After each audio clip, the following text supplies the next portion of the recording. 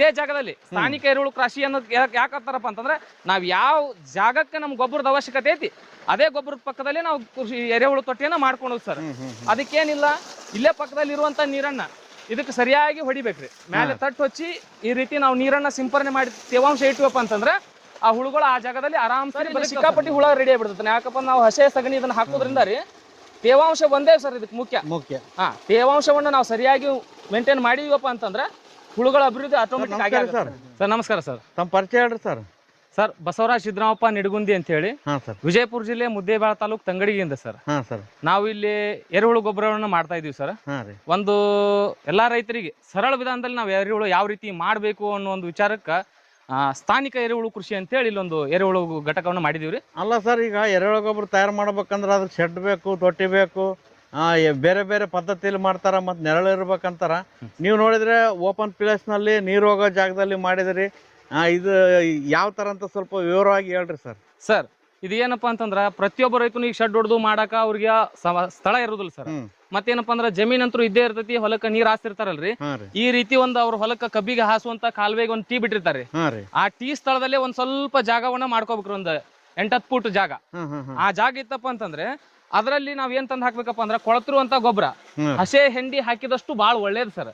ಆ ಹಸೆ ಸಗಣಿಯನ್ನ ತಂದು ಇಲ್ಲಿ ಹಾಕಿ ಶೇಖರಣೆ ಮಾಡಿ ಅದ್ರ ಮೇಲೆ ಒಂದ್ ಸ್ವಲ್ಪ ತಟ್ಟು ಹಚ್ಬೇಕ್ರಿ. ಇದು ಎಷ್ಟು ಪುಟ್ಟಿ ಆದ್ರಿ ಇದ್ರೊಳಗ ಗೊಬ್ಬರ ಸರ್? ಇದರಲ್ಲಿ ಕನಿಷ್ಠ ಒಂದು 500 ರಿಂದ 600 kg ಅಷ್ಟು ನಾವೊಂದು ಸಗಣಿ ಅಂತ ಬಂದು ಹಾಕಿದ್ದೀನಿ ಸರ್. ಇದಕ್ ಹಾಕಿ ಇದ್ರ ಮೇಲೆ ಒಂದ್ ಏನಪ್ಪಾ ಅಂದ್ರ ತಟ್ಟು ಹಚ್ಚಿದಿವ್ರಿ, ನೇರವಾಗಿ ಬಿಸಿಲು ಇದಕ್ ಬೀಳಬಾರ್ದು ಅಂತ ಹೇಳಿ.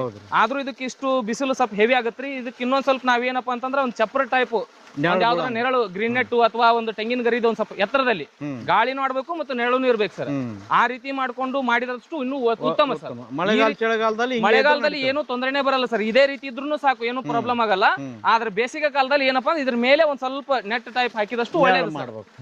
ಇದಕ್ಕೇನಿಲ್ಲ ಸರ್, ಸರಿಯಾಗಿ ಕೊಳತಂತ ಗೊಬ್ಬರ ಅಥವಾ ಹಸೆ ಹೆಂಡಿನ ತಂದು ಒಂದಲ್ಲೇ ನಮ್ಮ ಇದೇ ಜಾಗದಲ್ಲಿ ಸ್ಥಾನಿಕ ಎರೆಹುಳು ಕೃಷಿ ಅನ್ನೋದು ಯಾಕಂತಾರಪ್ಪ ಅಂತಂದ್ರೆ ನಾವ್ ಯಾವ ಜಾಗಕ್ಕೆ ನಮ್ ಗೊಬ್ಬರದ ಅವಶ್ಯಕತೆ ಐತಿ ಅದೇ ಗೊಬ್ಬರದ ಪಕ್ಕದಲ್ಲಿ ನಾವು ಕೃಷಿ ಎರೆಹುಳು ತೊಟ್ಟಿಯನ್ನ ಮಾಡ್ಕೊಂಡು ಸರ್.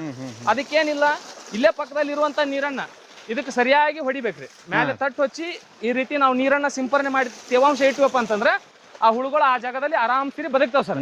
ಒಟ್ಟಿನಲ್ಲಿ ಓಪನ್ ಇರೋದ್ರಿಂದ ಸ್ವಲ್ಪ ತೇವಾಂಶ ಚೆನ್ನಾಗಿ ಮೇಂಟೈನ್ ಮಾಡಬೇಕು. ತೇವಾಂಶವನ್ನು ನಾವು ಸರಿಯಾಗಿ ಮೇಂಟೈನ್ ಮಾಡಬೇಕು. ಪದೇ ಸ್ವಲ್ಪ 2 ದಿನಕ್ಕೊಮ್ಮೆ ಆದ್ರೆ ಯಾಕಲಿ ನಾವು ನೀರನ್ನು ಹೊಡಿಲೇಬೇಕು ಸರ್, ಕಂಪಲ್ಸರಿಯಾಗಿ. ಇದನ್ನ ಹೊಡೆದು ಇದೇ ಜಾಗದಾಗ ನಾವು ಹುಳುಗಳನ್ನ ಮಾಡೋದ್ರಿಂದ ಈ ತೇವಾಂಶ ಸಿಗುತ್ತಾ, ನಾವು ಹೊಲ ತುಂಬಾ ಹೋಗಿ ಗೊಬ್ಬರ ಉಗ್ಗುವ ಅವಶ್ಯಕತೆನೂ ಸತೆಗೆ ಇರೋದಿಲ್ಲ ಸರ್. ಯಾಕಪ್ಪ ಅಂದ್ರೆ ಇಲ್ಲೇ ಅವು ಗೊಬ್ಬರವನ್ನ ಅಣುವಾಗಿ ತಿಂತಿರ್ತದ್ರಿ.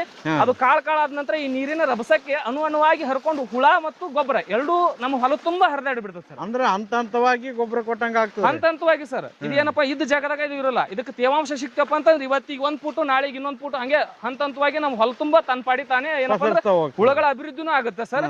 ನಾವು ಗೊಬ್ಬರನೂ ಕೊಟ್ಟಂಗ ಆಗುತ್ತೆ. ಇಲ್ಲಿ ನಾವು ಇದಕ್ಕೆ ಹಾಕ್ತಿವಲ್ರಿ, ಇದೇ ಮೇಲಿನ ಗೊಬ್ಬರ ಏನಪ್ಪಾ ಅಂತ ಮತ್ತೆ ಚಾಪುಡಿ ಗಿಚರನ ಮಾಡಿಬಿಡ್ತೈತ್ರಿ ಎರೆಹುಳ. ಹುಳ ಎಷ್ಟಿದಾವಲ್ಲ ಸರ್? ಸರ್ ಇಲ್ಲಿ ಸಿಕ್ಕಾಪಟ್ಟಿ ಹುಳ ರೆಡಿ ಆಗ್ಬಿಡ್ತಾನೆ. ಯಾಕಪ್ಪ ನಾವು ಹಸೆ ಸಗಣಿ ಇದನ್ನ ಹಾಕೋದ್ರಿಂದ ರೀ ತೇವಾಂಶ ಒಂದೇ ಸರ್ ಇದಕ್ಕೆ ಮುಖ್ಯ. ತೇವಾಂಶವನ್ನು ನಾವು ಸರಿಯಾಗಿ ಮೇಂಟೈನ್ ಮಾಡಿದೀವಪ್ಪ ಅಂತಂದ್ರೆ ಹುಳುಗಳ ಅಭಿವೃದ್ಧಿ ಆಟೋಮೆಟಿಕ್ ಆಗಿ ಆಗುತ್ತೆ ಸರ್. ಸೂಪರ್ ಸರ್, ಇದೊಂದು ಹೊಸ ಕಾನ್ಸೆಪ್ಟ್ ರೀ ರೈತರಿಗೆ. ನಾನು ಕಬ್ಬು ಬೆಳೆಗಾರರು ಅಥವಾ ನೀರಾವರಿ ಇರುವಂತಹ ರೈತರಿಗೆ ಒಂದೇ ಒಂದು ಹೇಳೋದೇನಪ್ಪ ಅಂತಂದ್ರೆ ಕಡಿಮೆ ಶ್ರಮದಲ್ಲಿ ನಿಮ್ಮ ಹೊಲಕ್ಕೆ ನೀವು ಗೊಬ್ಬರನ್ನ ನೀವು ರೆಡಿ ಮಾಡ್ಕೋಬಹುದು ಸರ್. ಈ ತರ ಮಾಡಿದ್ಮೇಲೆ ಇದು ಎಷ್ಟು ದಿನದವರೆಗೆ ಇರ್ತದ್ರಿ? ಮತ್ತೊಂದ್ ಸತಿ ಮಾಡ್ಬೇಕಂದ್ರೆ ಎಷ್ಟು ದಿನ ಟೈಮ್ ಬೇಕು? ಇದನ್ನ ನಾವು ಪರ್ಮನೆಂಟ್ ಸರ್. ಇದು ನಾವ್ ಇದನ್ನೇನು ಬ್ಯಾಚ್ ಮಾಡೋದಿಲ್ಲ. ನಾವ್ ಎಲ್ಲಿವರೆಗೆ ಹೊಲಕ್ಕೆ ನೀರು ಕೊಡ್ತೀವಿ ಅಲ್ಲಿವರೆಗೆ ನಾವ್ ಇದನ್ನ ಸತತವಾಗಿ ಇಟ್ಟಿರ್ತೀವಿ. ಈಗ ಇದಿಷ್ಟು ಗೊಬ್ಬರ ಸ್ವಲ್ಪ ಅಣುವಾಗಿ ತಿಂದು ಖಾಲಿ ಆಗಿರ್ತದ್ರಿ. ಮತ್ತೆ ನಾವ್ ಇದಕ್ಕೆ ಹಸೆ ಸಗಣಿ ತಂದು ಹಾಕ್ತಿವಿ. ಮತ್ತೆ ಯಾವ್ದು ಬೇರೆ ತಂದು ಹಾಕ್ಬಾರ್ದ್ರಿ. ಬೇರೆ ಹಾಕೋದ್ರಿಂದ ಹೀಟ್ ರೆಡಿ ಆಗತ್ರಿ. ಹಸೆ ಸಗಣಿ ಹಾಕೋದ್ರಿಂದ ಅಲ್ಲಿ ಹೀಟ್ ಉತ್ಪಾದನೆ ಕಡಿಮೆ ಆಗತ್ತ. ಆ ಹಸೆ ಸಗಣಿ ಹಾಕಿದ ನಂತರ ಸ್ವಲ್ಪ ಮತ್ತೆ ನೀರು ಹೊಡಿಬೇಕು. ಇಷ್ಟೇ ಸರ್. ಒಟ್ಟು ಸಗಣಿ ಹಾಕೋದು, ನೀರು ಹೊಡೆಯೋದ್ರಿ ಸರ್. ಅದು ನಾವು ಹಾಕಿದಂತ ಸಗಣಿ ಹಂಗೆ ತಿಂತಾ ಇರ್ತತಿ. ಮತ್ತೆ ನಾವು ಹೊಸ ಸಗಣಿ ತಂದು ಹಾಕ್ತಾನೆ ಇರ್ಬೇಕು ಸರ್.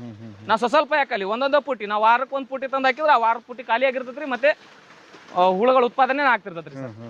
ಈ ತರ ಮಾಡೋದ್ರಿಂದ ನಿಮ್ಗೆ ಯಾವ ತರ ಅನುಕೂಲ ಆಗೈತೆ ಸರ್? ಸರ್ ಇಲ್ಲ ಸರ್, ನಾವು ಹೊಲಕ್ಕೆ ಮತ್ತೆ ಯಾವ್ದೇ ರೀತಿ ಮತ್ತೆ ಬೇರೆ ಗೊಬ್ಬರನು ಬಳಸೋದಿಲ್ಲ. ಇದನ್ನ ಹಾಕೋದ್ರಿಂದ ವರ್ಷದಿಂದ ವರ್ಷಕ್ಕೆ ಭೂಮಿ ಇದನ್ನು ಇಂಪ್ರೂವ್ಮೆಂಟ್ ಆಗ್ತಾ ಇದೆ ಸರ್. ಒಟ್ನಲ್ಲಿ ಈ ರೀತಿ ಮಾಡೋದ್ರಿಂದಲೂ ನಾವು ಉತ್ತಮವಾದಂತ ಗೊಬ್ಬರನ ಪಡಿಬಹುದ್ರಿ. ಹೌದು ಸರ್, ಇದನ್ನ ಯಾಕಂದ್ರೆ ನಾವು ಹೊಲ ತುಂಬ ಉಗ್ಗುವ ಅವಶ್ಯಕತೆನೂ ಇಲ್ಲ. ಇದೇ ಸ್ಥಳದಲ್ಲಿ ನಾವೆಲ್ಲ ಮಾಡಿದ್ರೆ ತಮ್ಮ ಪಡಿ ತಾವು ಹೊಲ ತುಂಬ ಗೊಬ್ಬರ ಆಟೋಮೆಟಿಕ್ ಆಗಿ ಹೋಗುತ್ತೆ ಸರ್. ನಾವು ಗೊಬ್ಬರ ಇದನ್ನ ತಂದು ಅಲ್ಲಿ ಚೆಲ್ಲೋದನ್ನು ಬೇಕಾಗಿಲ್ರಿ, ಏನೂ ಬೇಕಾಗಿಲ್ಲ ಸರ್. ನಾವು ಹೊಲ ತುಂಬ ಉಗ್ಗುವ ಅವಶ್ಯಕತೆನೂ ಇಲ್ಲ. ಈ ಸ್ಥಳದಲ್ಲೇ ಪಕ್ಕದಲ್ಲೇನೆ ಮಾಡಿಬಿಟ್ರೆ ಅದಕ್ಕೆ ನೀರಿನ ತೇವಾಂಶ ಸಿಗುತ್ತೆ, ಇಲ್ಲಿ ಗೊಬ್ಬರ ಇರುತ್ತೆ. ಅದು ಯಾವಾಗ ಗೊಬ್ಬರ ಉತ್ಪಾದನೆ ಆಗುತ್ತಾ ಅಣುವಾಗಿ ಈ ನೀರಿನ ರಭಸ ಇರ್ತಲ್ಲ, ಆ ನೀರಿನ ರಭಸಕ್ಕೆ ಹುಳಗಳು ಮತ್ತು ಗೊಬ್ಬರ ಎರಡು ಗೊಬ್ಬರ ತಯಾರಾದ್ಮೇಲೆ ಅಗರ ಆಗ್ತದ್ರಿ ಅದು. ಹೌದು ಸರ್, ಅಗರ ಇದ್ದೆಲ್ಲ ಹೋಗ್ತದ, ಗಟ್ಟಿದ್ದಿಲ್ಲ ಯಾವ್ದಾವ್ದು ಅಣುವಾಗಿ ಗೊಬ್ಬರ ಆಗಿರ್ತದೆ ಅದು ನೀರಿನ ಜೊತೆ ಕರಕೊಂತ ಹೊಲ ತುಂಬ ಆಟೋಮೆಟಿಕ್ ಆಗಿ ಹೋಗ್ಬಿಡುತ್ತೆ ಸರ್. ಸೂಪರ್ ಐಡಿಯಾ ಸರ್, ಭಾರಿ ಒಳ್ಳೆ ಐಡಿಯಾ ಸರ್ ಇದು. ಸರ್ ಸಾಮಾನ್ಯವಾಗಿ ನಾವು ತೊಟ್ಟಿ ಕಟ್ಟಿ ಮಾಡಿದ್ರು ಹುಳುಗಳಿಗೆ ಹಲವಾರು ಸಮಸ್ಯೆಗಳು ಬರ್ತಿರ್ತವೆ. ಇಲ್ಲಿ ಯಾವ ತರ ಸರ್? ಸರ್ ಇಲ್ಲಿ ಆದ್ರೂ ಈಗ ಏನಪ್ಪಾ ಅಂತಂದ್ರ ಓಪನ್ ಆಗಿರೋದ್ರಿಂದ ಪಕ್ಷಿಗಳು ಮತ್ತೆ ಮುಂಗುಲಿ ಕಾಟ ಇರುತ್ತೆ ಸರ್. ಅದಕ್ಕೇನಪ್ಪಾ ಅಂದ್ರೆ ನಾವು ಆ ಸಂದರ್ಭದಲ್ಲಿ ನೋಡ್ಕೊಂಡು ಹಂಗೇನಾದ್ರು ಇತ್ತಪ್ಪ ಅಂತಂದ್ರೆ ಅಷ್ಟೇ ಸುತ್ತಲ್ ಆ ಜಾಗಕ್ಕೆ ಬಿಟ್ಟು ಸುತ್ತಲ್ ಏನಪ್ಪಾ ಸ್ವಲ್ಪ ಮುಡ್ಚಿ ಪುಡಿ ಇಡ್ತೀವಿ. ಈ ಸದ್ಯಕ್ಕಂತೂ ಯಾವ್ದೇ ರೀತಿ ಬಂದಿಲ್ಲ ಸರ್. ಈ ಇರಿಬಿ ಅಥವಾ ಇನ್ನೊಂದ್ ಇತ್ತಪ್ಪ ಸ್ವಲ್ಪ ತೇವಾಂಶ ಇಟ್ಕೊಂಡ್ಬಿಟ್ರೆ ಆ ಇರಿಬಿ ಸತ್ಯಕ್ಕೆ ಬರೋದಿಲ್ಲ. ನೀರ್ ಇರೋದ್ರಿಂದ ಈ ಮಾಡುವಂತ ರೈತರಿಗೆ ನಾವು ಒಂದೇ ಹೇಳೋದ್ರಿ, ಈ ಪದ್ಧತಿ ಒಳಗೆ ಮಾಡ್ಕೊಡಿ, ಕಡಿಮೆ ಶ್ರಮ, ಎಲ್ಲಾ ಸಮಯನೂ ಉಳಿತೈತಿ ಪ್ರತಿಯೊಂದು ಸರ್. ನಿಮ್ಗೆ ಆಸಕ್ತ ರೈತರಿಗೆ ಇನ್ನೂ ಸರಿಯಾಗಿ ಬೇಕಾದ್ರೆ ಮಾಹಿತಿನೂ ಕೊಡ್ತೀವಿ, ಮತ್ತೆ ಬೇಕಾದಂತ ರೈತರಿಗೆ ನಾವು ಹುಳುಗಳ ಸಪ್ಲೈನು ಕೊಡ್ತೀವಿ ಸರ್. ಸರ್ ವಿಶೇಷವಾಗಿ ಎಷ್ಟು ಸಾಲುಗಳಿಗೆ ಒಂದು ಈ ತರ ಮಾಡ್ಕೊಂಡ್ರಿ ಸರ್? ಸರ್ ನಾವು ಪ್ರತಿ ಒಂದ್ ಸಾಲಿಗೂ ಇಲ್ಲೇ ಜಾಸ್ತಿ ಬಿಟ್ಟಿದ್ದೀನಿ ಸರ್. ನಾ ಎಲ್ಲಾ ಸಾಲಿನ ನಡ್ಬರ್ಕ್ ಇದು ಒಂದೇ ಮಾಡ್ಕೊಂಡಿದೀವಿ. ನಾವ್ ಇನ್ನು ಕಬ್ಬಿನ ಗಳೆ ಪಳೆ ಎಲ್ಲ ಮುಗಿಯುವಂತ ಒಂದ್ ಸಂದರ್ಭ ಏನು ಮುಗಿತೈತಲ್ರಿ, ಅವ ಪ್ರತಿ ಸಾಲಿಗೆ ಒಂದೊಂದೇ ಪುಟ್ಟಿ ಹಾಕ್ತಿವ್ರಿ. ಒಂದು ಪುಟ್ಟಿ ಸಗಣಿ ಹಾಕಿ ಅಲ್ಲೇ ಒಂದ್ ಹಿಡಿ ಹುಳುಗಳನ್ನ ಬಿಡ್ತೀವಿ. ಹಂಗ ಪ್ರತಿ ಸಾಲಿಗೆ ಬಿಟ್ಬಿಟ್ಟು, ಯಾಕ ಈಗ ಗಳೆ ಆಗ್ತಿರ್ತೈತಲ್ರಿ, ನಾವು ಒಂದೇ ತಳ್ಳೆ ಮಾಡ್ಕೊಂಡಿದೀವಿ. ಈಗ ಕಬ್ಬಿನ ಚಿಕ್ಕದಿದೆ, ಇದರಲ್ಲಿ ಬೋದ್ ಏರ್ಸುವಂತ ಒಂದ್ ಕೆಲಸ ಇರೋದ್ರಿಂದ ನಾವು ಈ ಒಂದೇ ಜಾಗದಲ್ಲಿ ಮಾಡಿದೀವಿ. ಈ ಕಬ್ಬು ಎತ್ತರ ಆದ ನಂತರ ಏನ್ ಮಾಡ್ತೀವಿ, ಪ್ರತಿ ಒಂದೊಂದು ಸಾಲಿಗೆ ಒಂದೊಂದು ಪುಟ್ಟಿಯಷ್ಟು ಕಚ್ಚಾ ಸಗಣಿಯನ್ನು ತಂದು ಹಾಕಿ ಅದಕ್ಕೇನಪ್ಪ ಒಂದೊಂದು ಹಿಡಿಯಷ್ಟು ನಾವು ಎರೆಹುಳುಗಳನ್ನು ಬಿಡ್ತೀವಿ. ಇದು ಆಟೋಮೆಟಿಕ್ ಆಗಿ ತಾನೇ ಪ್ರೊಸೆಸಿಂಗ್ ಆಗಿ ತಾನೇ ಸಪ್ಲೈ ಕೊಡ್ತದ್ರಿ? ಹೌದು ಸರ್, ಅವಶ್ಯ ಸರ್. ಸೂಪರ್ ಸರ್, ಈಗೆಲ್ಲ ಹೋಗ್ತಾ ಇದೆ ನೋಡಿ ಸರ್. ಹೌದ್ರಿ, ನೀರಿನ ಜೊತೆಗೆ ಆಟೋಮೆಟಿಕ್ ಆಗಿ ಹೊಲ ತುಂಬಾ ತತ್ತಿ ಹುಳ ಗೊಬ್ಬರ ಮೂರು ಹೋಗ್ತದೆ ಸರ್ ಹೊಲ ತುಂಬಾ. ಸೂಪರ್ ಸರ್, ಒಳ್ಳೆ ಐಡಿಯಾ. ಇದರಿಂದ ಸುಮಾರು ಜನ ರೈತರಿಗೆ ಅನುಕೂಲ ಆಗಲಿದೆ ಸರ್.